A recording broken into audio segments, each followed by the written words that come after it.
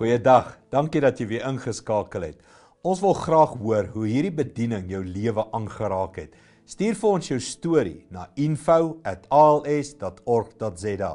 En indien jy ons finansiëel wil ondersteun om hierdie bediening op die lig te hou, kan jy na ons webtuiste gaan of jy kan vir ons 'n SMS stuur na 49724 en so 'n R30 bydrae maak om hierdie bediening aan die gang te hou. Dankie dat jy ingeskakel het en geniet vandag se boodskap. Goeiedag, baie hartlik welkom by ons daaglikse oordenkings. Baie bly dat jy ingeskakel het. Vandag is ons hier in die mooie Stellenbosch. Jy onthou die storie waar Johannes vir Jesus gedoop het? Johannes sien dat Jesus na hom toe aangestap kom en hy sê toe, kyk, daar is die lam van God wat die sonde van die wêreld wegneem. En van sy volgelinge het gehoor toe hy dit sê. Hy sê dit immers al so lank al dat die een sal kom en dis Jesus. En hulle volg hom dadelik. En hoor wat sê Johannes in hierdie skrifgedeelte in Johannes 1 vers 37 en 38. Sy twee disippels het Johannes dit hoor sê en Jesus dadelik begin volg.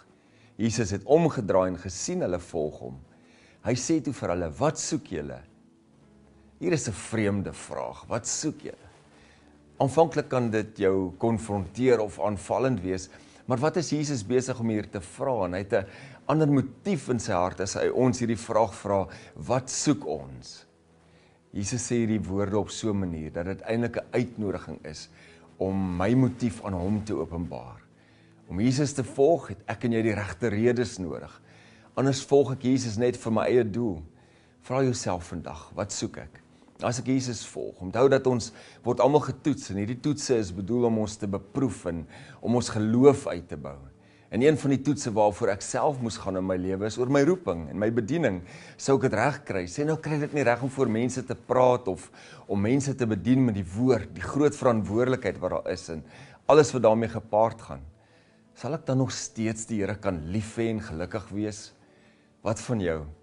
As jy nie kry wat jy graag wil hê nie, of waarna jy soek nie, sal jy die Here steeds kan lief hê? Sal jy hom nog vir die res van jou lewe kan dien?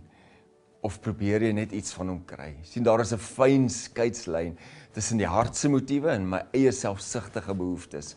Wanneer hy sê, wat soek julle? Wil hy hê dat ons die koningsheerskappy van God en dit wat vir hom reg is, ons eerste prioriteit moet maak. Dat dit wat vir God reg is, die dryfveer moet wees in al ons begeertes. Dit moet die plek wees waarvandaan ek alles aanpak. Jesus staan bekend as die vredevors. Hy staan bekend as die koning van geregtigheid.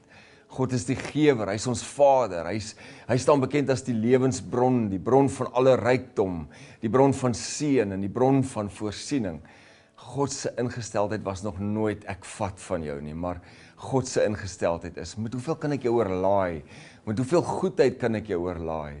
Hoe kan ek guns op guns op guns op jou laat reën? Vra jouself vandag, wat soek ek as ek Jesus volg? Ek wil graag vandag saam met jou bid. Kom ons bid saam. Hemelse Vader, baie dankie dat ons U kan soek met ons hele hart, met ons hele wese. En dankie dat U vir ons die versekering gee dat wanneer ons U soek, sal ons U vind. Help ons vandag en lei ons deur die Gees om U te vind in Jesus naam. Amen. Baie dankie dat jy geluister het. Ek geniet jou dag verder, hoop om jou weer môre te sien.